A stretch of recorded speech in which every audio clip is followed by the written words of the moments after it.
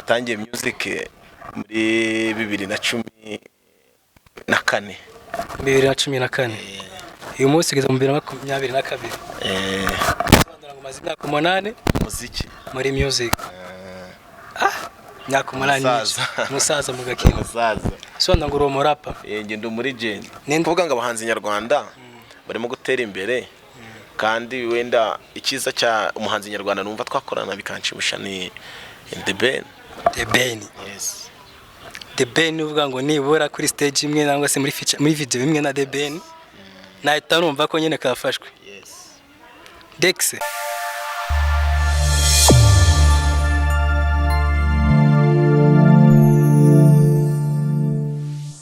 Hello guys, this is Twakorana TV, it's your boys, the top manager, the King Sule. I'm with a friend. The ex wa Katonda. The ex wa Katonda. Yo turi nkuko mubibona rero bavandimwe turi mu karere ka Burera aho twasuye umusore wanyu the ex wa Katonda umurapero ukomeye cyane banzu habakunze Afro. Yo nitwa the ex wa Katonda, the ex wa Katonda from KDH. Injyana natangiye imyaka 5 ishize burya nisomo nicaye muri class ndiga niga makata menshi atandukanye gusa nahisemo y'ukuri umunyu nubwo dahagije gusa ntibyambuzaho ko mbyumva fresh ndakamana karapa gusa kigisha abantu by'urukundo no kubana mu mahoro. Yo man bro imirongo ya ndombe imeze fresh urimo ratwika. The ex music wayitangiye ryari? Natangiye music muri 2014. 2014. Uyu munsi ugeze mu 2022. Sobanura ngo maze imyaka 8 muziki muri music. Myaka 8 musaza mu gakino. Musaza. Sobanura ngo uri umurapa. Nge ndi muri gen. Ninde ro modo wawe? Uvuga ngo nakuyeho impamvu yanjye kwinjira muri music ni runaka nagendeyeho bitewe impamvu true kubereka. No kuvuga ngo umuntu nakunze kuva kera na The ex music yo mu Rwanda kuva mu muntu maze imyaka 8 nibura ndarugero umushoboye ngo navuye kuri urugego ngeze kuri nguru nka The ex niko muzika maze kugeza. No kuvuga ngo dutangira byari ibintu bikomeye cyane kujya kubona amafaranga gukora indirimbo muri studio byabaga ari ibintu bya danger ariko kugeza aka kanya music kintu maze kungezaho imaze kuma studio mfite ibikorwa byinshi bitandukanye. Studio yitwa wiki yitwa Wakatonda. Wakatonda ikorera hano muri Kidaho. Studio Wakatonda ikorera muri Kidaho. Kidaho ni city ni town. Naga city. Ni city. No ngo studio yawe imaze imyaka ingana iki? Studio yanjye imaze imyaka 3. The ex ni performance ushobora ngo mu buzima bwanjye nibura performance nibuka ikanshimisha nangwa se nshobora kuzabwamo avuga ati iyi ni performance ibe byiza nabanagize mu buzima bwanjye.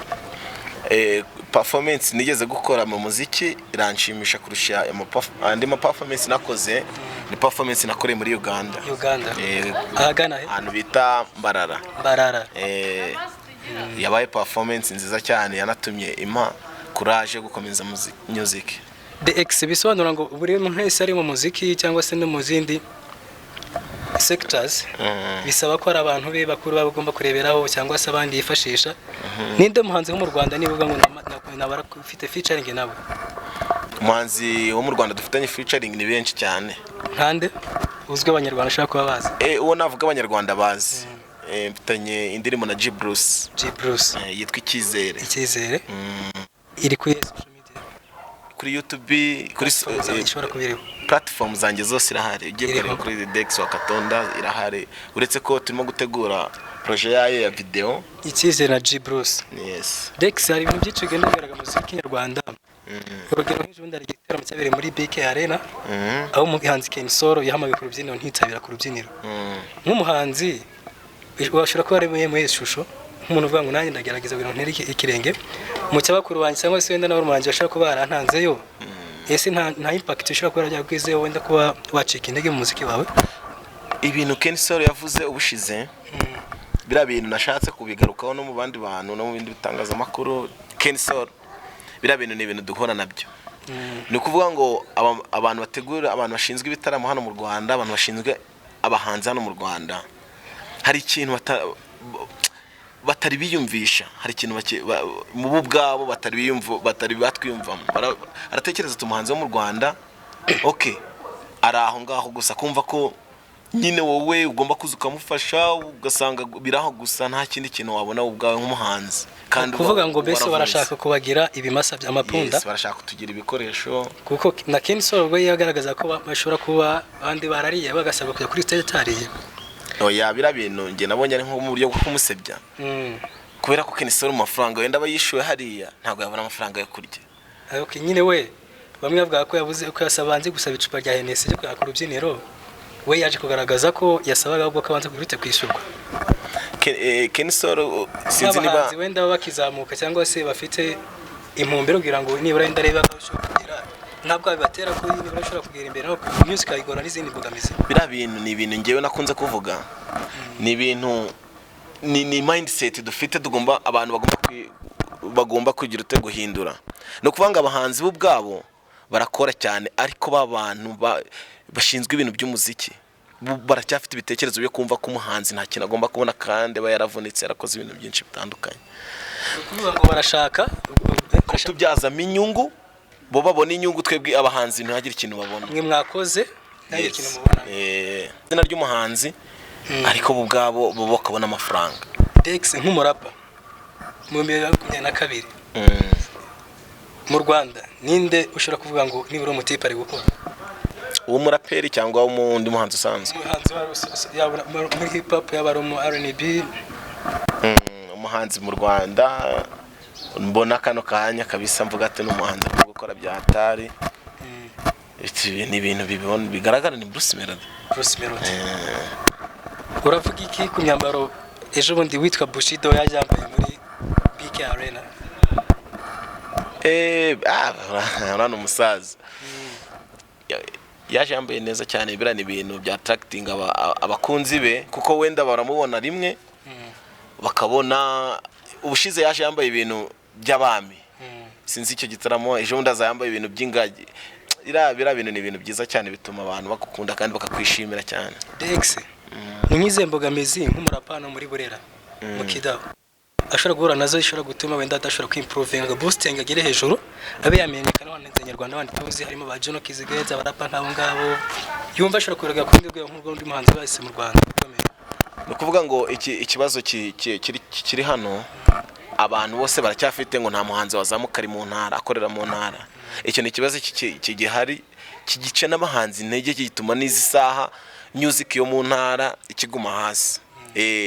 Niyo mpamvu twebwe tuba tugerageza kuvuga ati wenda reka duhindure, reka tugire icyo dukora kugira ngo abantu kuko dukurikira bira bihugu byinshi bya Nigeria byateye imbere, usanga umuziki wabo ukomeye utari Abuja, kandi Abuja ariyo capital city yabo. No kuvuga ngo enoza usanga umuziki uri Lagos, kandi Lagos ntago ari umujyi mukuru. Ibyo rero ni ibintu natwe twagagobye kwiyumvamo ko bishoboka kandi twabigeraho. DX ninde muhanzi ushobora kwifuza muri aka kanya kuvuga ati ari ibishoboka n'umuziki yanjye bikaba ndifuza gukora indirimbo na runaka? Umuhanzi nyarwanda cyangwa undi muhanzi nyarwanda muri aka kanya? Umuhanzi nyarwanda ni numva twakorana kandi bikananshimisha. Numva ari ndera nta bose byanshimisha. Oya umwe barabizi bazi kuririmba. Oya wiba nk'umwana ubwire ngo hitama wira ngo byose ndabihisemo ninde? No kuvuga ngo abahanzi nyarwanda barimo gutera imbere, kandi wenda ikiza cya umuhanzi nyarwanda numva twakorana bikanshimisha ni The Ben. Yes. The Ben uvuga ngo nibura kuri stage imwe nangwa se muri video imwe na The Ben nahita numva ko nyine kafashwe. Yes. Dex umuziki wawe urumva wifuza kubwira he? Umuziki wanjye mu bitekerezo byanjye mba numva wagera ku rwego rwa Afrika, mu Rwanda tukaba dufite umuhanzi izi saha. Birambabaza cyane iyo mbona ejo bundi hasohotse akaza bakavuga ati ngo mu bihembo bino bikomeye bya bino bihembo bikomeye ugasanga nta muhanzi wane wacu hari. Ni ibintu bibabaza cyane, niyo mpamvu wenda umuntu yumva yagira kuri urwo rwego. ewa batubwiye ko ufite umukunzi nako batubwiye ko ushobora kwimariya nka nyuma y'umwaka ufite umukunzi umukunzi ndamufite tari banga yitwa nde